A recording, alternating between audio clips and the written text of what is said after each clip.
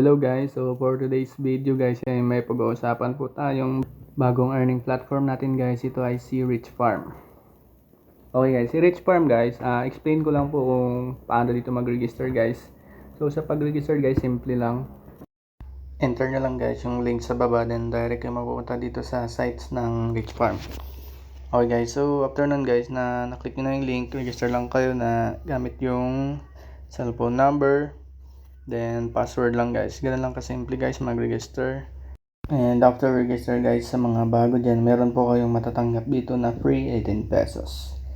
And meron din guys sa bonus sa pag-deposit. Meron kayong marireceive doon na 20 pesos. Tapos may libreng tanim ata na coconut yun. So itong account ko guys, hindi na bago. Bali, ginagamit ko na po siya. So ngayon guys, try naman natin dito mag-deposit or mag-invest ng 100 lang guys. Click nyo lang guys yung deposit, yung nasa baba na yan, yung may gift. Sundan nyo lang guys, so enter nyo lang yan, then tap nyo FGcash guys, then go to deposit. Okay guys, sundan nyo lang guys yung video natin. Okay, open Gcash then, type nyo lang yung number.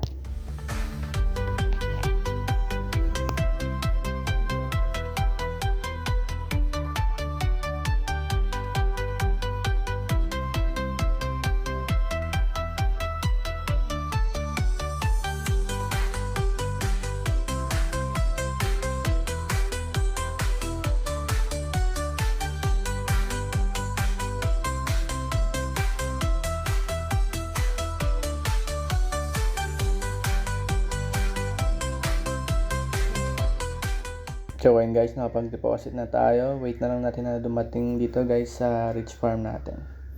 Yan, deposit amount guys, successful na din. So wait na lang natin. Ayun, pumasok na guys sa balance natin. Naging 201 na yung balance natin. Ngayon punta tayo guys sa plant. Yung sa baba guys, ngayon bibili tayo ng mga pananim natin na gusto nating itanim guys. So ayun guys, yung watermelon guys is naghahalaga siya ng 100 pesos.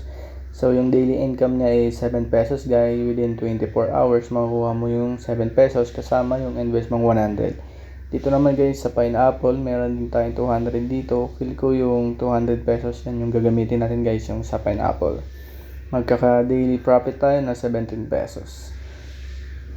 And dito naman guys sa mango, meron tayo ditong 400 pesos yung price niya. Profit niya is 38 pesos. And dito naman sa avocado, meron siyang 800 pesos na investment. Profit niya is 84 pesos. Bali 7 days siya guys, makukuha yung 84. And sa mango, 4 days. Okay, pang long term talaga to guys. Low yield siya.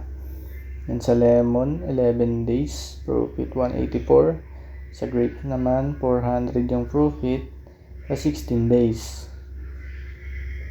So, parang gusto kong bilhin yung sa 200 pesos lang guys. Try lang natin, no? Kasi mababa naman investment din na din, mababa din yung profit. So, tatagal ata tong platform na to guys. So, di ko recommend kayo guys na mag-deposit dito sa platform. Sa gustong sumubok dyan, observe nyo po muna yung platform natin. Okay, ako guys, yung extra money ko lang to pinasok dito sa Rich Farm natin para matry natin. So, bilhin natin to guys yung pineapple, yung 200 pesos. Try lang natin. So, every hour guys, meron tayong income na 0.36. As you can see po yung dyan sa baba. Yan, try na natin bilhin to guys, si pineapple na magkakaroon tayo ng profit na 17 pesos within 2 days. Okay. So, try natin to itanim guys. Ayun, natanim na nga. Then, puntahan natin yung fertilizer guys. Yung fertilizer guys, yan po yung magbibigay ng parang magpapabawas ng oras guys.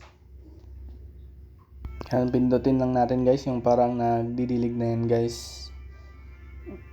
Ayun, nagamit na guys. Ayun, sa taas pala guys, meron siyang nakalagay na maturity time by 3 hours. So, nagbabawas siya guys ng 3 hours pag nagamit natin yung fertilizer natin. And bibiliugan ko na lang guys yan sa taas. Okay. So ayun, pwede na ulit natin ma-harvest guys. Ayun, may 1 pesos ulit tayo dyan. Try lang ulit natin gamitan guys ng fertilizer. Alam ko may limit to guys ng fertilizer. Nasa 4 or hanggang 3 gamit lang to guys yung fertilizer. Ayun, meron tayo ditong reward sa pag-purchase natin. Ayun, may 1 fertilizer. And yun, okay na guys. So, yan lang muna guys for today's video. Thank you for watching. Bye-bye!